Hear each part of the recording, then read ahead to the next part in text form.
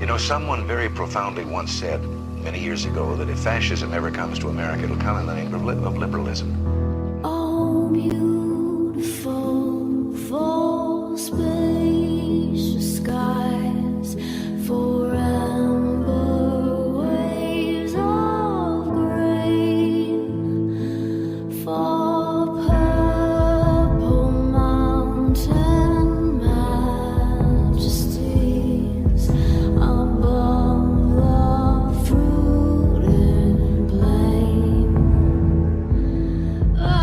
America,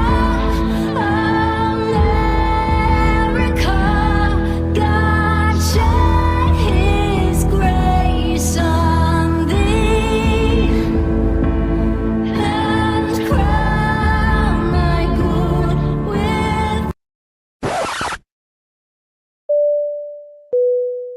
Good evening, ladies and gentlemen. On behalf of Patriots and Petticoats, it is my pleasure to welcome you aboard Flight 1776 with service to the United States of America and continuing service to a more perfect union. Federal regulations require that carry-on items are stowed prior to closing the aircraft door. Your items may be placed in an overhead compartment or completely under the seat in front of you. Use caution when placing items in or removing them from the overhead compartment, and let us know if we may assist you.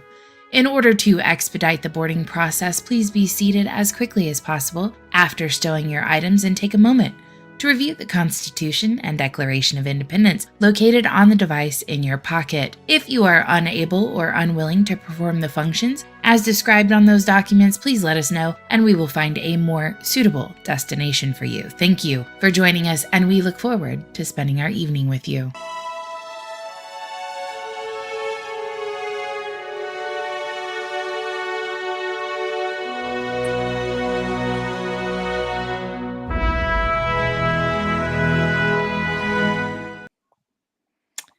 What is up, everybody? We are back, Patriots and Petticoats.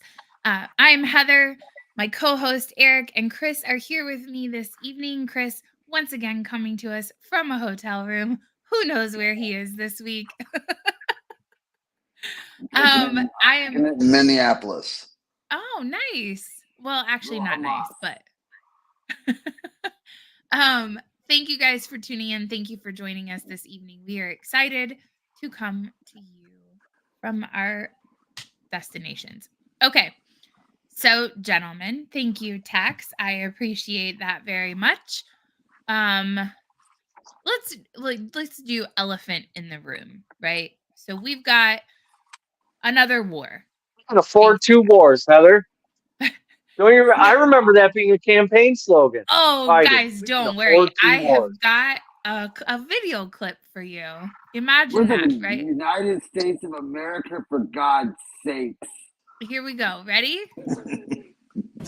Paul Tudor-Jones, the famed investor, was on CNBC this week, and he said, "This is the most threatening and challenging geopolitical environment that I've ever seen. At the same time, the US is in its weakest fiscal position since World War II, with debt to GDP at 122%. Can America, can the West afford another war at this time?" I think the answer is absolutely. America can certainly afford to stand with Israel and to support Israel's military needs. And we also can and must support Ukraine in its struggle against Russia. And look, the American economy is doing extremely well.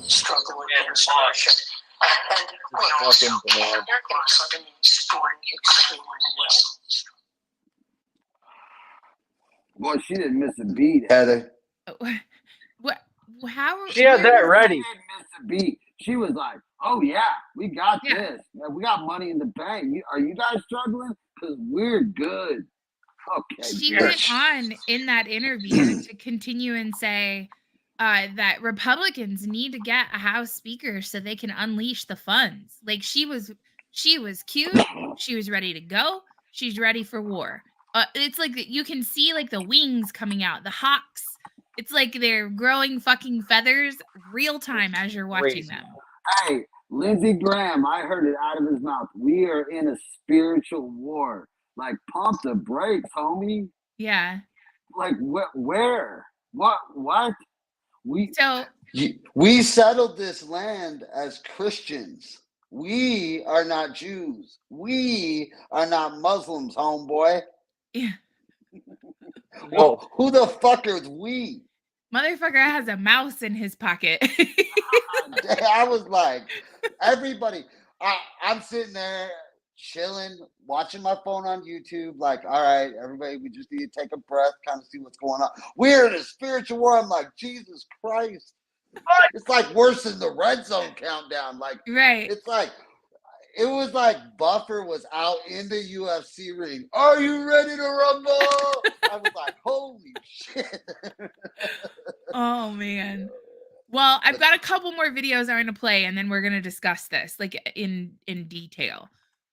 So let's talk about AOC a little bit. First, we're just going to go ahead and play the video where she shit her pants on live like video. Man. But then we're going to go Why wouldn't she just do another take? I don't know. But then that's not why I'm watching it. Because she justifies the actions in this video. But then she was interviewed today and she tried to walk it back. So I'm going to play both of those real fast. So here's the first one.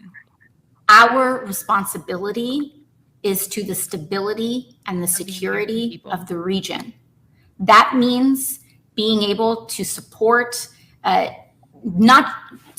yes, Israel in its defensive capacities, right? In its ability, in that context.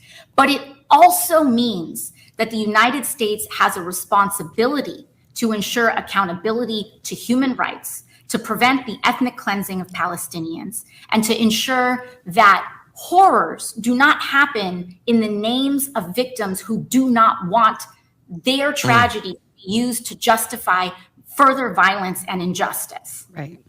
Beautifully said. Beautifully said, they say. And then here's the other clip. Kind of kicked off, you and several other of your colleagues released a statement calling for a ceasefire in the region. But I wonder, what is Israel supposed to do about Hamas after they murdered, brutalized, abducted over 1,000 of their citizens? Are they supposed to just do nothing? Well, I think what's important to note about a ceasefire is that it's not one-sided. Hamas has been sending thousands of rockets into Israel as well. And what is important is for us to identify our goal in terms of what safety means, in terms of what defense means. But and if I may, Congresswoman, I think the position from Israel's perspective is that there was already an attack. And Hamas already committed an attack. After that happened, do you really believe that they should not respond to that? I think what is important in terms of response is Israel does have a right to self-defense. I think what we need to take a look at in this situation is if collective punishment qualifies as defense, if the blockade on water, food, electricity, if the dropping of white phosphorus, which is an indiscriminate weapon, qualifies. So I do believe that there's a discussion to be had here. I don't believe that an either or approach is what is necessary, but we should identify what our goal is, which is the cooling of tensions in the region. Israel's goal is to rid the region of Hamas. They've been very clear about that. And I certainly take what you're saying about the condition of Gaza right now for civilians who, as you point out, are not synonymous with Hamas. But for Israel to deal with Hamas, which is a force that is actually detrimental to Palestinians. Absolutely. How else are they supposed to address a violent, militant, some say terrorist group, other than to go in there and take them on directly? Well, when we talk about going in there, I think we should also keep in mind President Biden's statements as well about what the implications of a potential ground invasion would be. This is an inherently complex situation. I do believe that Hamas needs to be dealt with. But how, I think, is what I'm trying to understand. And I think what we're trying to figure out right now is that this present situation of collective punishment and indiscriminate attack is one approach, but we are seeing the issues and the complications with that approach now. Can we target them in terms of intelligence? Is there precision? What are the options available? Are entirely up to the administration and for Israel to examine and explore.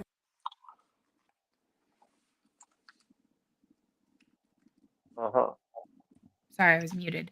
So, first of all, she does a terrible job of like conveying her thoughts, and I think it's because she's pretty vapid, especially when it comes to foreign policy. Yeah. She gets flustered because there's a lot she doesn't know about. Right. I have But one she's more got it. little. She's trying to sound smart. Yeah. I can't listen to her. It's really hard. That was hard in my life. What just happened? Yeah. Almost I'm 2 going to minutes. show this one more picture. So, did you guys see this today where Alicia Keys said, question, what would you do if you weren't afraid of anything? Tell me your truth. I've had my eyes on paragliding. Monday energy. So she deleted the tweet. But I guess, people talk about like mask off and all of that. Like the behavior of the elite class of individuals that lord over us, that are better than us, right? They have been extremely ridiculous in this situation. And the lack of, I guess, understanding of the politics in the region. So there's civil strife within Palestine, whatever that is, the Gaza Strip, in and of itself.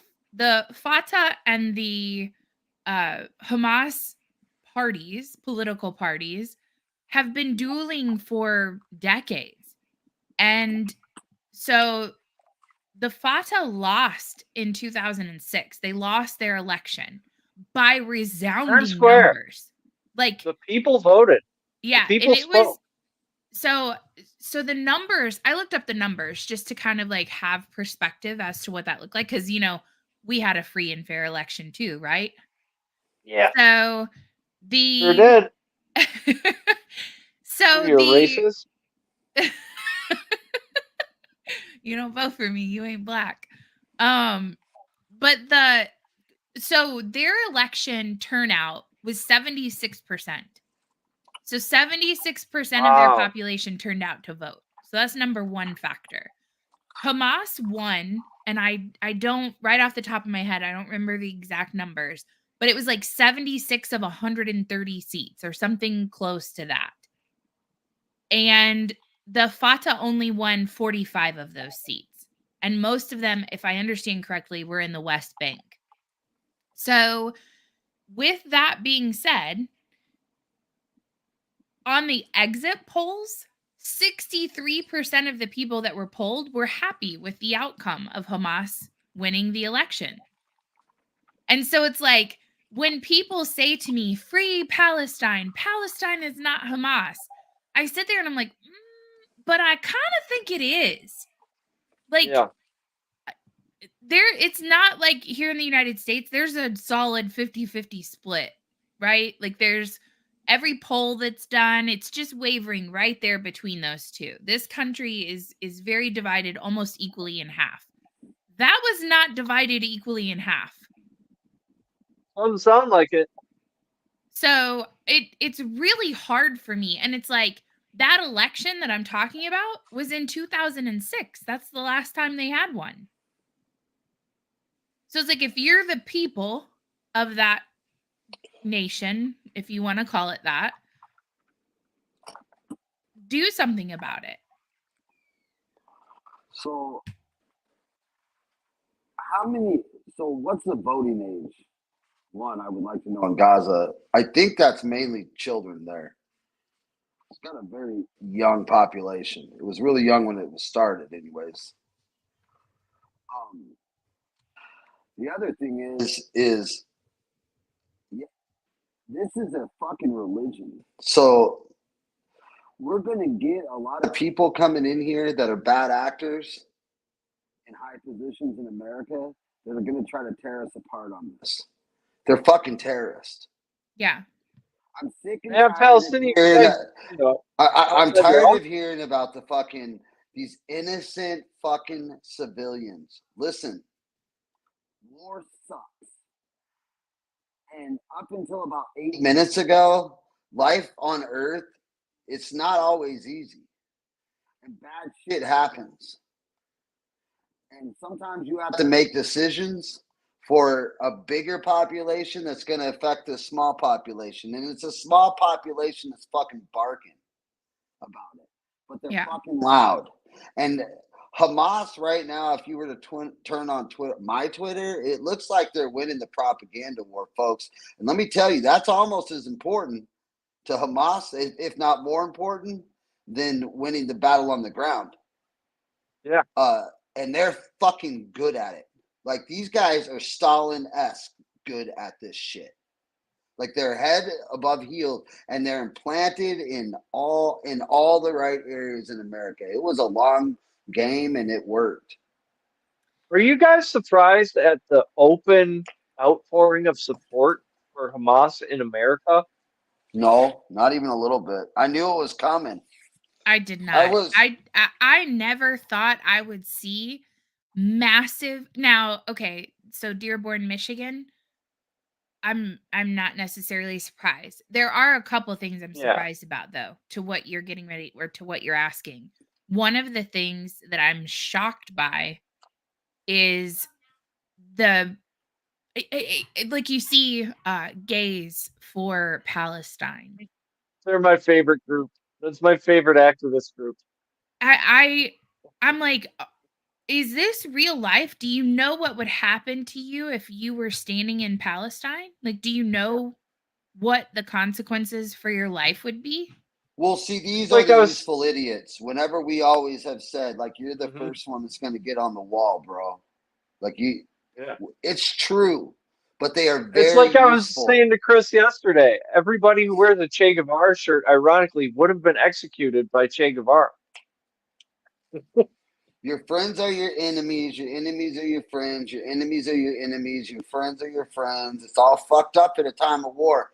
Listen, if they have a long game, and this is the fucking and that was the cudgel that they needed to fucking get this shit into America and start to break up the colonization or the electricity and water, whatever you want to call it. Even if they were wiped out tomorrow, the idea got so much stronger and spread so much further from this attack. Look, we're going to have to make some fucking hard decisions around the world.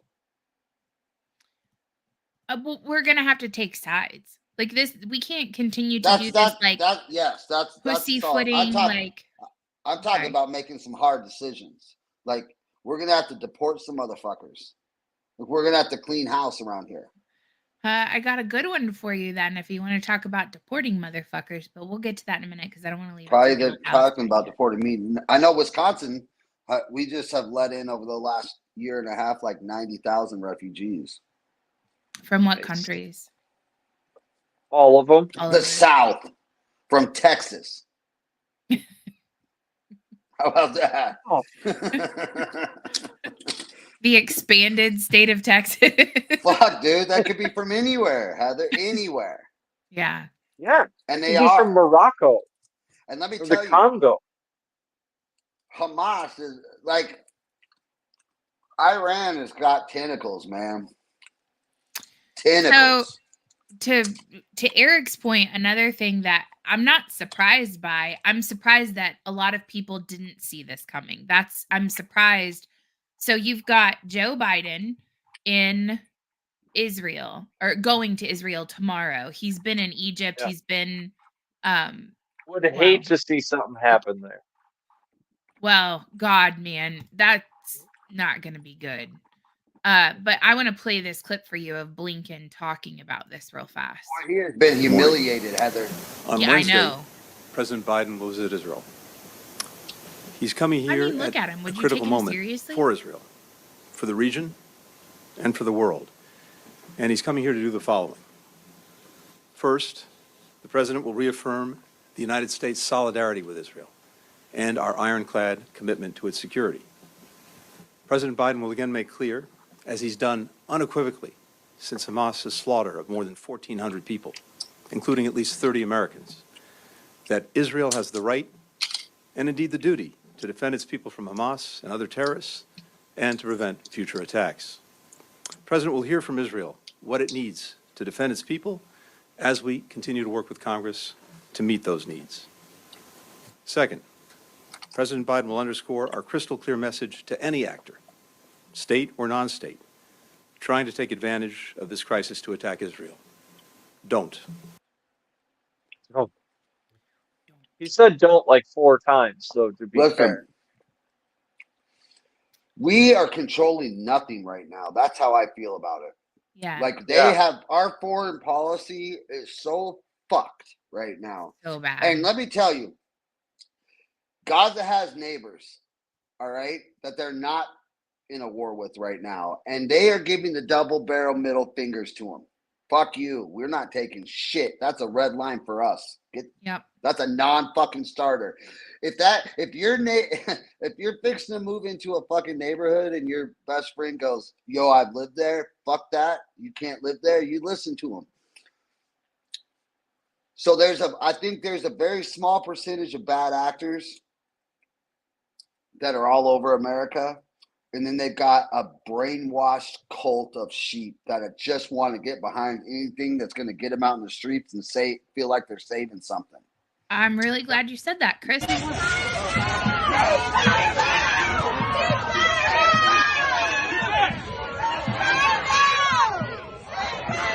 Signed it on a map last week. Look how passionate they are. Do you know where that is? Washington, D.C. That's the White It's House. at the White House. Are they all going to prison for extensive periods of time for their violent behavior at a national building? I mean, This shit right there is It petty, is. but let's talk about something bigger because But we're walking into World War III here. Well, you said full of mindless people who are Yeah. willing to jump on the bandwagon to cheer for anything. Those are those people. Yeah. I know. And so Red let's Guard. go overseas for a minute, right? So Blinken goes to Saudi Arabia and Mohammed bin Salman says, gonna be a little late. Makes him wait for hours. Fashionably. No, the next day. It was the next morning. Listen, yeah. and then at the last minute says, just kidding, we're gonna postpone it to tomorrow. Get my dick And sucked, homie. when Blinken gets in that meeting, he's like, we need your support for Israel. Saudi Arabia's like, no, we need Israel to stop bombing Gaza. Egypt says the same thing. Like extremely hard line. We're not getting on board for Israel.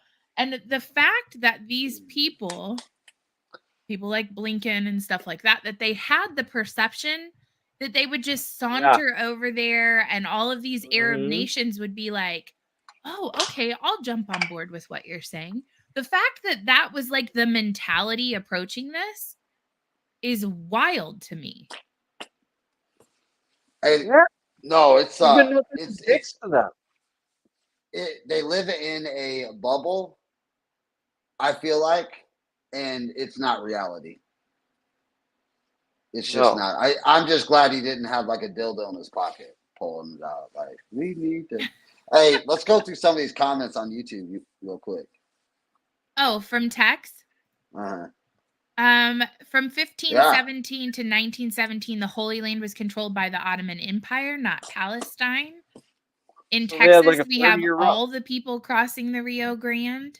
Blinken seems weak and soft and a former hedge fund guy. 100%. The Chinese had a meeting with Blinken in Alaska and didn't respect him at all. That's very true. No, we're fucked on that. The King of Jordan, English education in the United Kingdom, Great Britain. So now we have Biden is going to, you know what's funny to me? Biden's going to Israel. Biden has never been on the U.S. border. Like he's never gone down to Mexico to see how our own deal is going. No. And okay, so I want to be very transparent. I'll probably get a message from Exit at some point in time where he gets mad at me for comparing the U.S. border and the situation down there with the cartels versus what Hamas did to Israel. I'm not making a correlation between the two for the atrocities that have occurred, although there are plenty of kill houses right across the border that I would argue have been inhabited by Americans, but that's neither here nor there. I'm not here to debate that right now. But this notion that Joe Biden is traveling to Israel unexpectedly, by the way, like this was not a planned visit. So from a security perspective,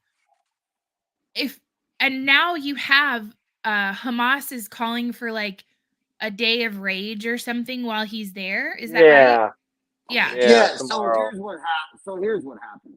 He goes over there. He gets knocked off. Kamala Harris is president. Kamala Harris gets to be president. Way, and then she passes the buck, and then they're gonna put in their fucking Gavin Newsom, and this is the plan. Do you think that's what's going to happen? Are you putting that prediction out there right now? I mean, if I was getting like plus 150, I'd probably put $5 on it. I don't think it's very far off the fucking realm of possibility. To imagine it, yeah. I mean, I just yeah. don't. Because listen, going crazy. there's nothing that is accomplished by him going into Israel than to start World War III. Like we're either putting him there to fucking knock him off, or we're going to fucking war because it's going to infuriate a lot of people. Yeah, it's gonna be a hard stand. You can't call the fucking crown prince a pariah and then act like he's gonna be your friend. Nobody gives a fuck about Hamas. It's different world over there. Yeah. Israel is the black sheep over there. Yeah. Well, I mean, and it's really funny and interesting to me. Like, the majority of people couldn't even find Israel on a map. Like, if you put goes back to fucking Ishmael and fucking Isaac. I mean, that was a while ago. Yeah. Kids. So they like, and then they probably couldn't distinguish within Israel where the West Bank is and Gaza. Like they couldn't show you like where those regions are within the country itself. But it's surrounded by Arab nations. You've got Syria, Jordan, Egypt. Like you have Israel is just kind of a lone wolf lone ranger, I guess, sitting out in the middle of this region. So here's my question to you. And they've been at war for a while. Go ahead. That's why they have to respond like they do. They have to go over the top. So here's first question. I am anti-war. Like I don't like war. But I also am pro-defense, like pro-self-defense, right? Like I'm not ever going to lash out and harm you. This is the girl in me, Chris. Don't get mad at me. I'm never going to lash out and harm you. But if you come for me, I'll bury you. And so as far as the situation, and I have a lot of libertarian followers. I have a lot of people who are very anti-war. But my question is, does Israel have the right to respond? Number one. Number two, do you think that the response has been, what's the terminology they keep using? Like overzealous. Do you think that they're responding too strongly? And do you think that the United States has a vested interest in involving itself financially, weapon-wise in that particular war? So all three of those questions. So number one, I'm not a Jew, so I don't know what that hardship in that statehood has felt like. So yeah, they have a right to defend themselves, and who am I to say how hard they need to go? Go as hard as you fucking feel like you need to go to stop the fucking issues. Right. What was the next one? The next one is, do you think, well, you kind of answered both at the same time. Yes, they should. The next one is America. So yeah, I hope on those carriers that some of the unit boys are on those carriers, because there's Americans there. And now we have a responsibility that we're going to come get our people. Okay. So I'm hoping right now they're working with Mossad and that they're gonna find where those Americans are, and they'll go in there and let the unit boys fucking handle that. Okay.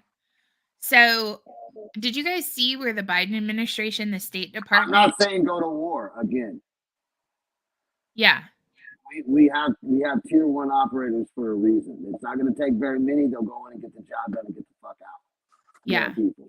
That's it. Once we got our people, I say that that's not our fight. Yeah. Yeah. It's okay. So Russia's probably involved in this on the back end. Well, Iran is. And Iran, yeah. So, but then the question becomes, we just gave Iran $6 billion, and magically there's 2 terrorist We're giving them a lot more than that, though. No, I know, but we just released those funds to them, and then you have 2 massive attacks. And I personally believe that this is Iran's intention to sully and ruin the relationship that was getting ready to flourish between Saudi Arabia and Israel. Iran does not want Saudi Arabia and Israel to be getting along. So that's a lot of money and a lot of smarts. Yeah. Together. Yeah. And they want Americans, they want us to make that connection, that money is connected to them being able to fire thousands of rockets. Well, because then it makes the United States look really fucking bad, right? Yeah, and it makes us fight amongst ourselves. One other thing is this is where we're fucked when we voted for President Biden right here. Because all of these people are kind of conveniently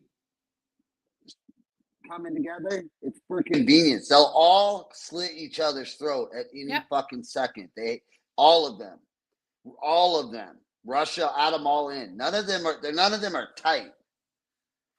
It's just it's convenient right now. Miami is my friend right now. Yeah. So yeah, a good art of the deal type of president could go in there and squash this without a shot being fired.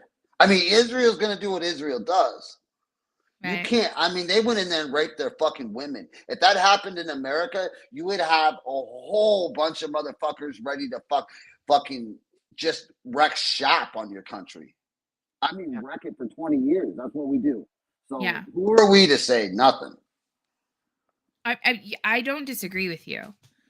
Peter says, Blinken be like, remember we give you money every year? We'll give you more. And the Arab countries collectively told him, fuck you. We'll just join BRICS and get paid there. We're not supporting you. Yeah, you guys are coming to us for all your energy anyways. We fucking own you. Right? And that's the thing, right? We own you, it's so crazy to me. You had mentioned a second ago, like where we fucked up voting for Joe Biden. So I went back and watched the old presidential debates from 2020. In all of the debates between Joe Biden and Donald Trump, only 15 minutes was dedicated to foreign policy. And in that 15 minutes, neither one of them talked about what they would do with regards to foreign policy. They just attacked one another. And so foreign policy and what these candidates would do given certain circumstances was never discussed. What if they don't know what they're doing? Anybody think of that? Well, I mean, what if they just don't know what they're doing? Yeah, I mean, I think it's obvious. I think that the next goddamn election is so important to everybody that nobody wants to make a fucking decision and own it. Nobody will own anything anymore. Yeah. We need somebody that will go in there. I'm sorry, but I'm having a China moment, okay? Because Donald Trump, like him or not, he stood there. He stood on his ground. He didn't waffle when it comes to this kind of shit. He'd go in there and handle it. Mm-hmm. Yeah. I don't think a tank drives into Ukraine. I mean, for all of Donald Trump's faults. And there's a lot. Yes. Yes, there are. And I'm but there's a lot of discuss them and admit them. Yeah. However, from a foreign policy perspective, Donald Trump had this country in such a much better position than Joe Biden does. I mean, we have countries like Brazil hating us right now. That's crazy. Why? I know, we buy your cocaine, What do bro. we do, Brazil? Yeah. Or your nuts. We like your butt lifts. Coffee. What comes from there? Texas said, Israel is our friend country. We shouldn't give them extra money. We've been propping them up since World War II. I mean, frankly. No, they're more. They can handle themselves. We don't need to get into that. What if Israel goes to war with Iran? Turn it to glass. I don't know what value That's gonna Iran happen. provides to the world. Now, the Iranian people, and that's the other thing that's really There's interesting. 90 million people in that state. Yeah, the Iranian people have been rebelling against the mullahs for 2 years now, essentially, like hardcore. And, I think that if Israel can provide those people with an avenue to liberate themselves from the control of the mullahs, I think that there's an opportunity for even a relationship between Iran and Israel if you can get rid of that leadership. I think it was going to be on its way there.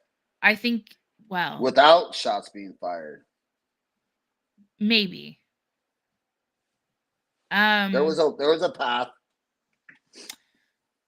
So, do you guys think that they're going to use this as, and then here's the other thing, right? Like, it's, the misdirection when you're doing like magic tricks or whatever, right? So you're doing the trick over here, but your sleight of hand is over here. If both hands are focused, we've got Israel and Iran and whatever. And then we also have Russia and Ukraine, which, can we just talk about for a moment how much... Dude, they told Zelensky to stay home.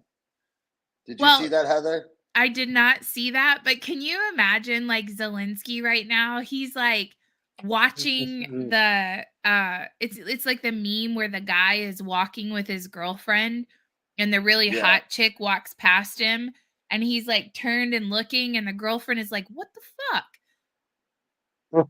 The United States is the boyfriend, Israel is the hot girl, and Zelensky is the girlfriend who is incredibly dismayed at this point. I saw an Onion article. I think the headline is Ukraine is wondering if this is a bad time to ask if they could get a couple billion. So Bibi told Zelensky said he was going to come over to Israel and show support, and Bibi told him to stay home. It's not a good time. I think that's smart on Netanyahu's part. Like, why would he want any of that drama in his neck of the woods? He's got enough on his plate right now. He's got enough going on. Yeah. Okay, I got a couple other things Biden related, but first I want to make sure I didn't have any more. I'm having a really hard time swallowing that entire attack, 1,200 fucking went undetected. I think it blows my mind. Yeah. I think they want to be justified in doing what they're about to do. And they just wanted to finally be done with it. So you think they knew, Eric? And they were just like, fuck it? I think there's no way they didn't. It's come out now that Egypt told them about it. It's come out that we told them about it a couple days before.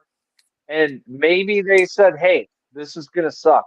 This is going to be a big price to pay. But after this happens, we have carte blanche to go in there and fucking level the place. And then we never have to deal with these people ever again.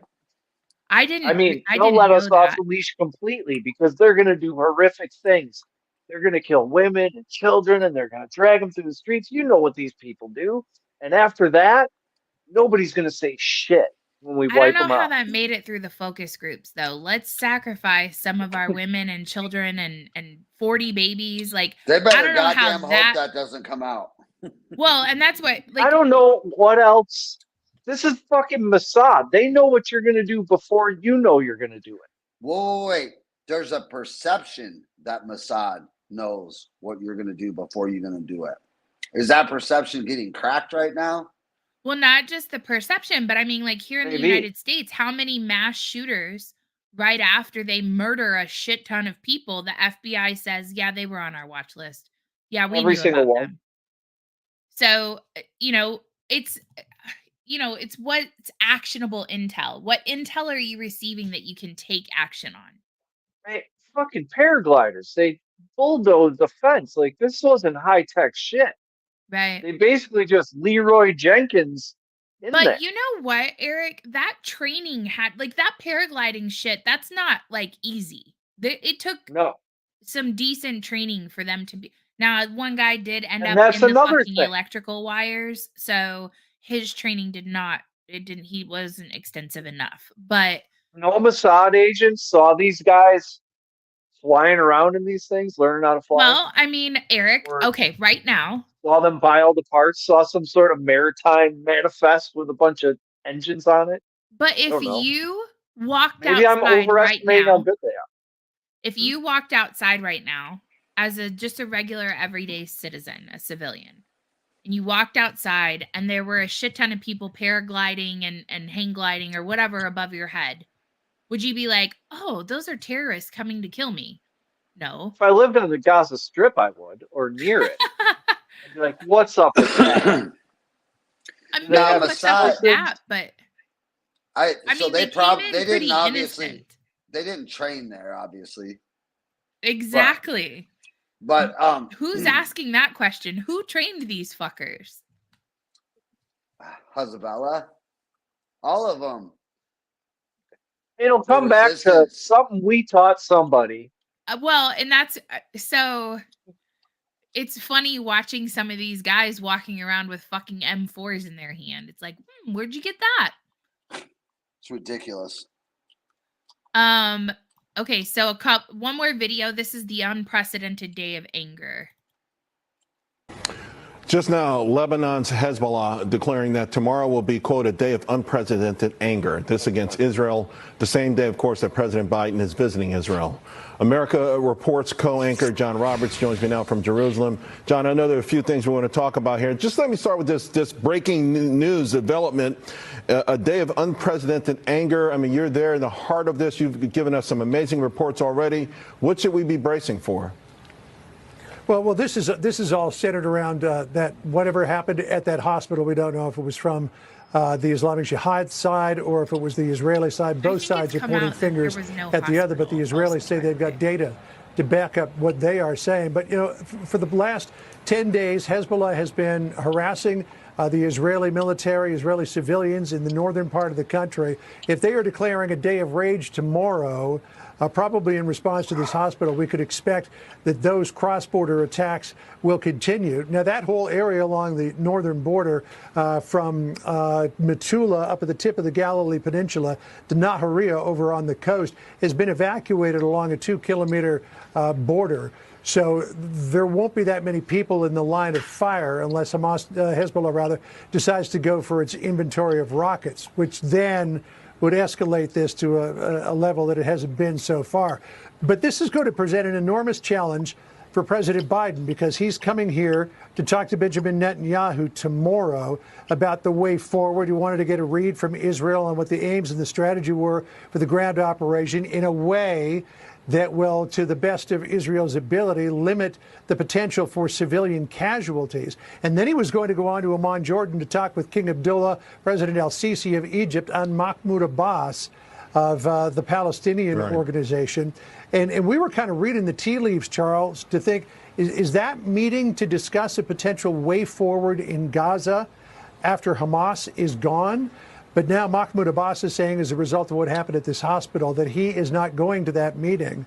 So that really is going to put a monkey wrench into what President Biden was attempting to do tomorrow and the day after.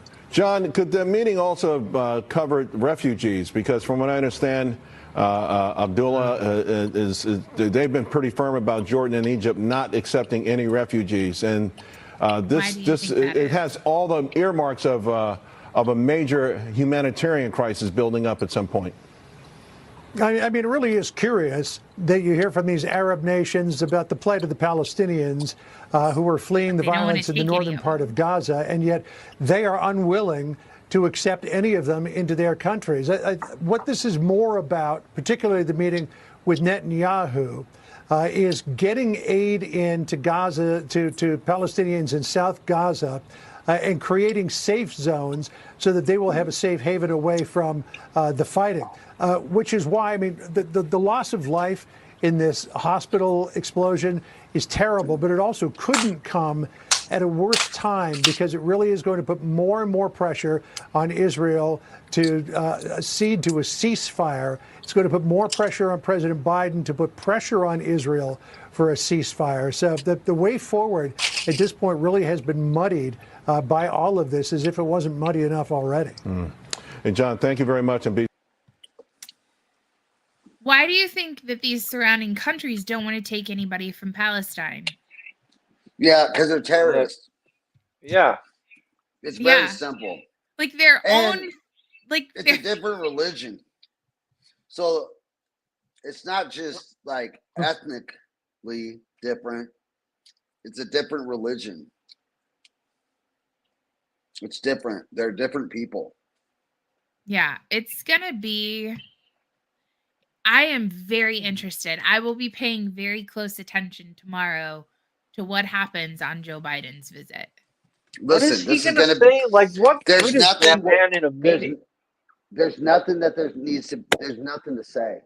They're going to make him look horrible. And they're putting him there on the day of rage, which is just, I don't understand that. Well, they created the day of rage because he's coming there. Okay. But when he goes over there, these leaders are going to make him look like a joke. Yes. Like a joke, Heather. Eric, what did you say? What good is he? You know, he's a joke. What good is he at these things? What's he going to say? It's only going to spark fire. It's not going to do anything. Yeah, nothing good can come of this. It's a net negative. I don't know why he would go there. Just fucking.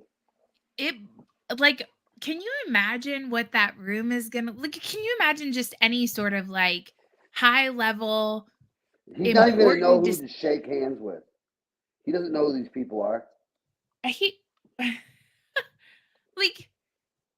you imagine what that I would love to be a fly on the wall to just see the face, like the facial expressions of people like laughing at him. And that's sad to me. Like, as an American, I want a president that I'm proud to send over to Israel to like handle business or whatever. We want a fucking when our president walks in the room, everybody stands up at a fucking attention. Yeah.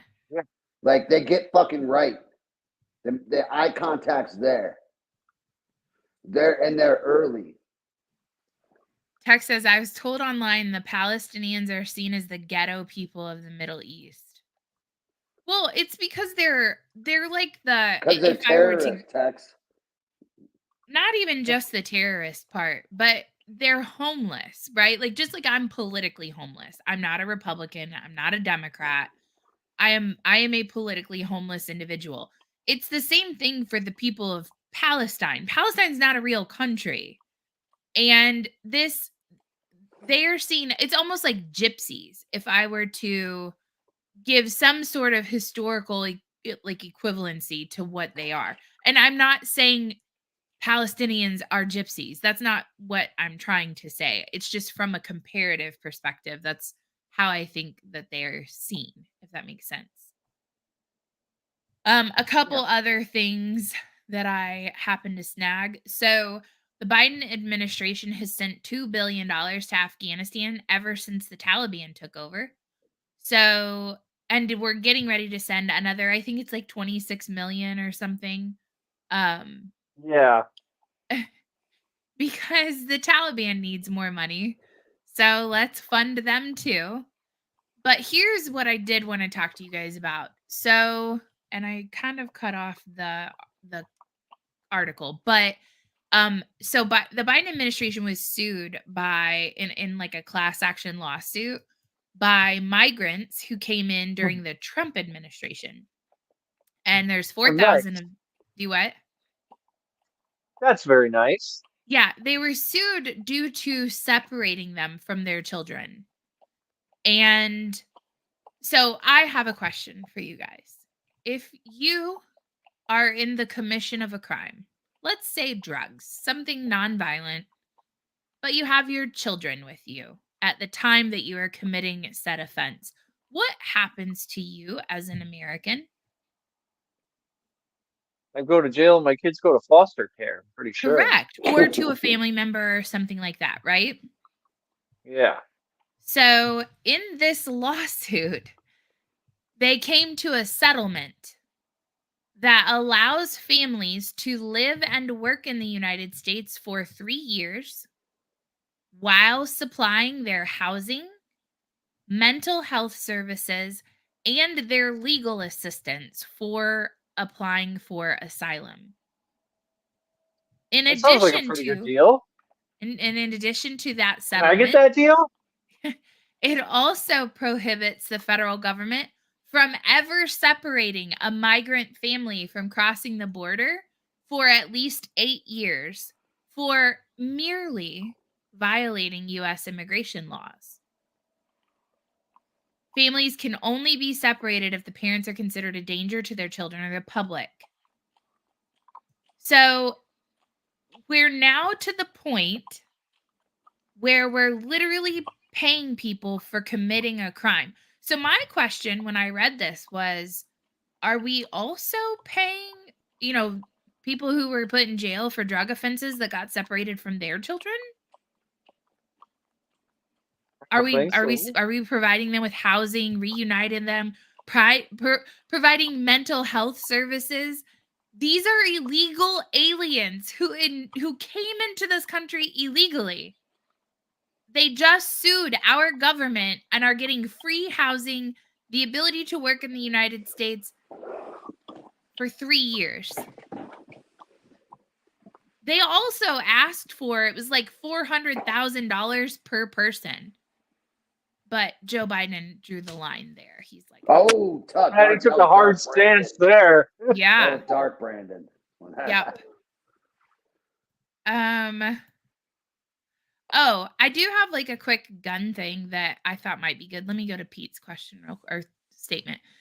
Not only is it a different culture, but they also know a humanitarian crisis throws a wrench on any of the West's plans. It's very true. True. Nothing to get you out of the deal like a good human crisis, right? Yeah. Yep. Never let one go to waste. Saudi. So your neighbor Chicago, or Illinois, has lost their fucking mind. So that's first. They create this, so they've got a database where, like an FFL, if you go to the gun shop, you have to do an FFL transfer process for any type of firearm equipment. So, like, if I buy some magazines, I have to do a background check and an FFL transfer. If I buy ammunition, so originally when I posted the original video, and it magically has been changed now since that happened, every caliber of ammunition was initially required to be tracked. And why, gentlemen, would they track your ammunition? To know what you own as far as a firearm is concerned. Go, Chris. Oh, I thought you were asking a question. It was rhetorical, but yeah. It would be for Americans that hate the fucking government and only own guns that are not registered to them. Yeah. Now they could be like, oh, well, you have 10,000 rounds of 9mm ammunition, but you don't own a 9mm. In fact, you don't even own a gun. You just have ammunition. Yeah. Or explosive bonfires. That's really interesting. You have 223, 5.56 ammo. You must have a scary assault weapon. No. Yep. You're on the list. Yeah. Welcome to the list. But not to ever be outdone, New York has decided that they are going to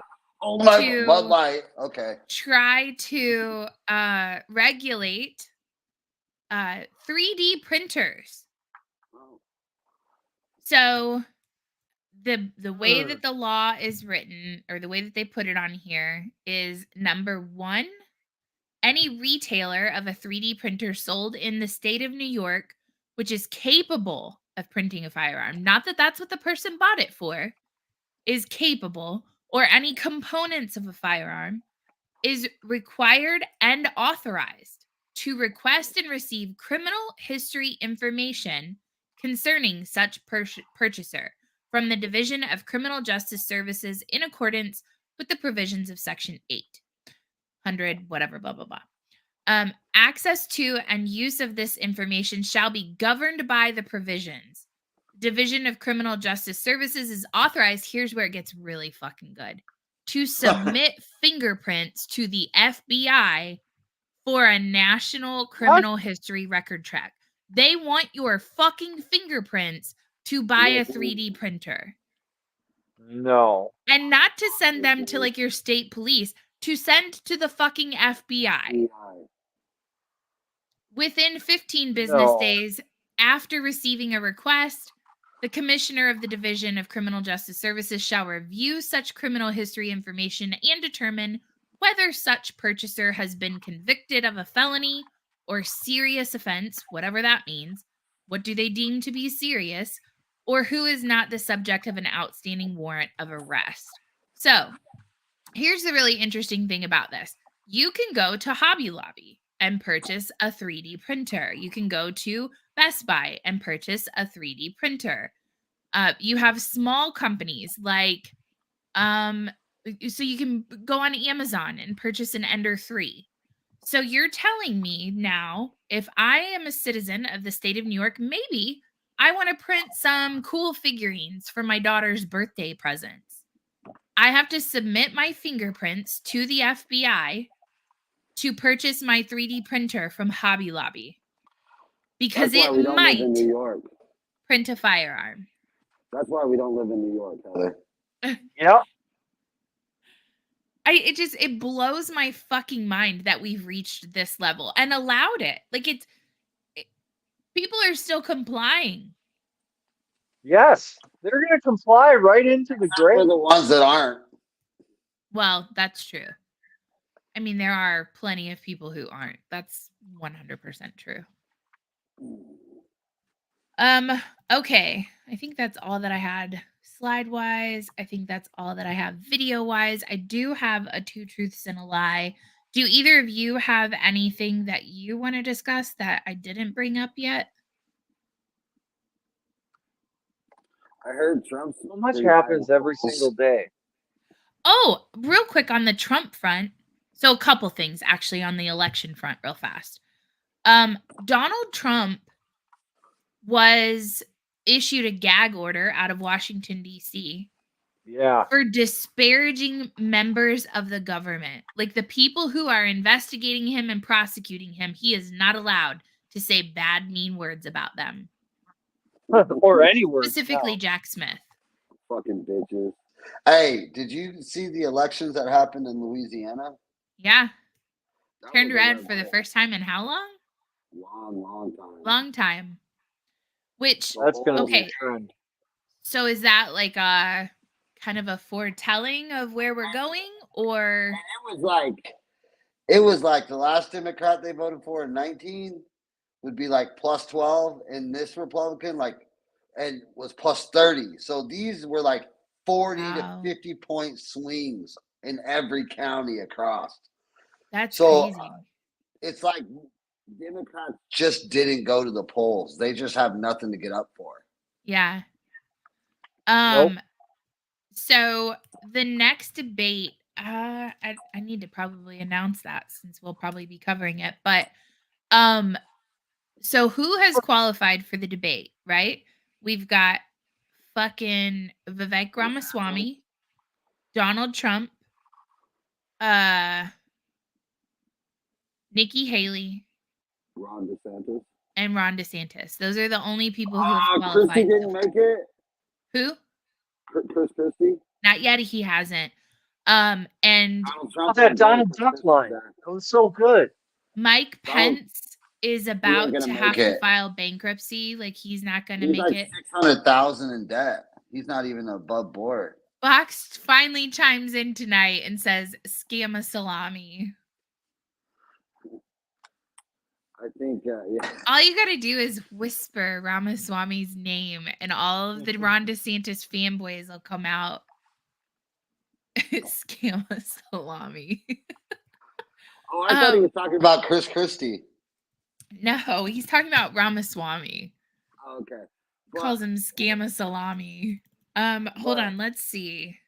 Donald Trump may show up to the debate if Chris Christie's not there. So NBC News will be hosting the third debate. That should be interesting. It will be on November 8th. So for everybody who's tuning in, it will be on November 8th from 8 to 10 p.m. So let's see what day is the 8th. It is a Wednesday. So we will do Patriots and Petticoats on Wednesday of that week, but you guys have PSR that night? We can move it. I'll make sure I'm out of town too. That way I don't break the trend. I want to buck the system.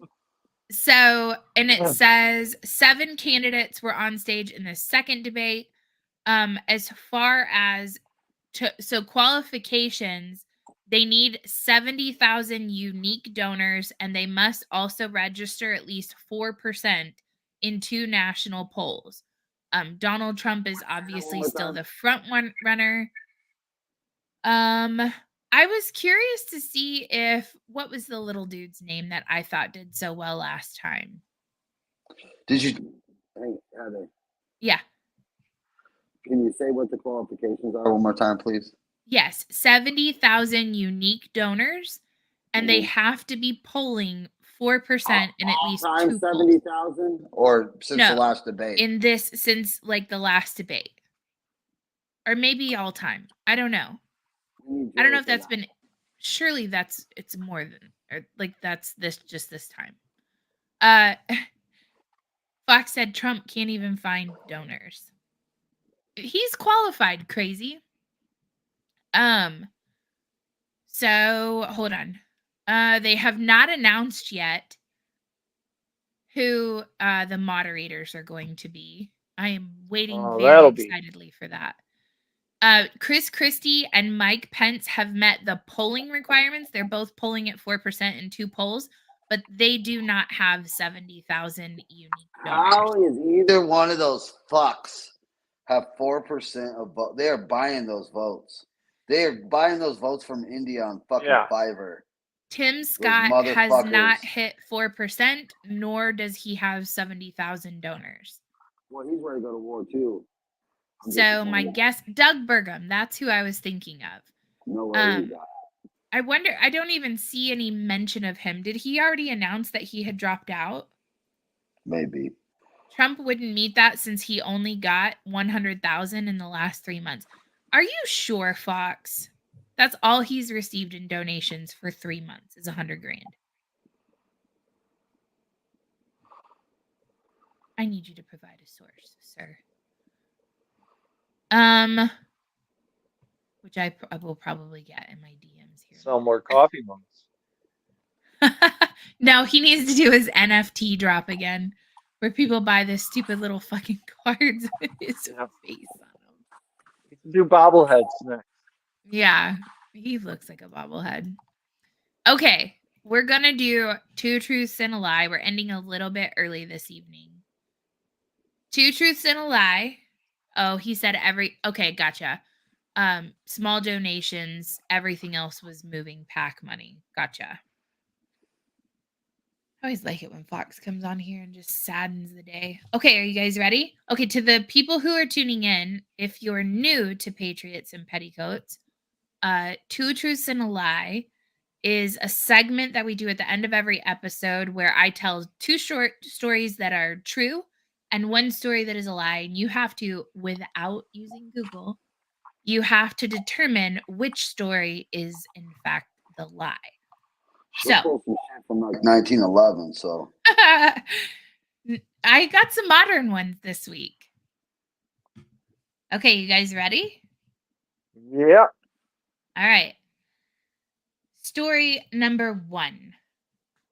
The Viscasi Corps debuted a breakthrough in hot dog technology. It's developed an edible ink that allows messages to be printed on hot dogs during the manufacturing process. Yeah, This I believe that. technology has failed to find a market so far. The New York Times reported that the Viscasi Corporation found no takers for its offer to print edible ink ads on hot dogs. Perhaps this was because what kind of message is best delivered via hot dog? And hot dogs are usually covered with condiments, which would hide the message. That is story number one. Story number two. Condiments thing Emmanuel really De makes Vecchio had an idea for a great new business, a drive-through condom store. She called it Condom Hut and set up shop with a booth. Unfortunately, the booth was located in an area that was populated by very Catholic Italian Americans, many of whom took great offense at the idea of people being able to buy birth control from the comfort of their vehicle. Local residents protested the store. The Roman Catholic Diocese of Providence condemned it for promoting sexual activity, not abstinence. A rock was thrown through her window and graffiti spray painted on its front. Eventually, the business folded. Story number 3. In a scientific achievement that could potentially transform the future of lighting and reduce energy consumption, a team of researchers has announced the successful creation of genetically modified glowing plants.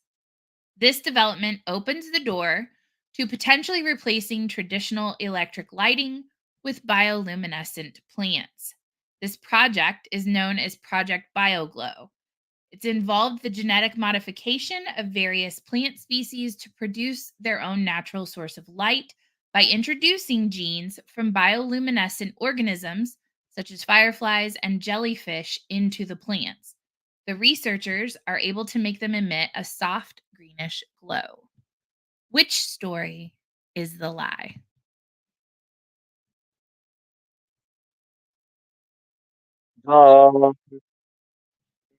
Condom Hut story. Do what? The Condom Hut story is fake. I believe the hot dog one. I think people would try to advertise on hot dogs. It would be really good at a baseball game, right? And I've definitely seen the nerds playing with bioluminescent stuff, crossbreeding various species and things together. I bet that's a thing. Plant lamps? I could see that.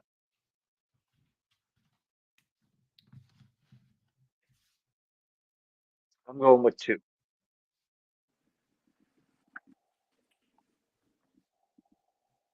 Okay. Audience, 1, 2, or 3, which story is the lie? You're going with number 1, Chris, is the lie? I just think that a ballpark, if that was invented, would have jumped on that. Ooh, that's a good point. Pete says number 1 is the lie. I'm making my notations here. Fox, I know you're still there. Is which story is the lie? You're probably Googling. He's a lurker. He's got an opinion. He is a lurker. He just wants to talk shit about Donald Trump. That's what it is. I don't know if Tex is still here, but he can chime in too on his. He wants to talk shit about salami too. Yep. What's he call it? Hold on. Scamma salami. That's what he calls it. Pastrami. Okay. Number 3 is the lie. Son of a bitch. Bioluminescent. I think you should probably get some venture capitalists together and start breeding some plants with jellyfish. I think For sure. How does Absolutely. Jerry Jones not have stars on every fucking hot dog if that's real? Yeah. It's a true story. Hold on. So it was from 1990. The Viscasi Corps is a real place. And Sounds terroristy. They found no takers for their offer, but the picture like that they show on here, it's pretty cool. Hold on, I'll share it with you guys. Swarm a scammy. Swarm a scammy. Swarm a scammy. Okay, anyway, it's pretty cool. It's like branded, like it almost looks like it's burned onto the hot dog. And it says your message here. Like I think that would be really cool. That's very underutilized. I know. I could see like professional football teams like putting their fucking logo on a hot dog. Unless it's cost prohibitive, but I mean, look at how much a fucking hot dog costs at a venue at this point. $7-8. You can you can put your logo on there. All All right, right, guys. Brilliant. it was fun.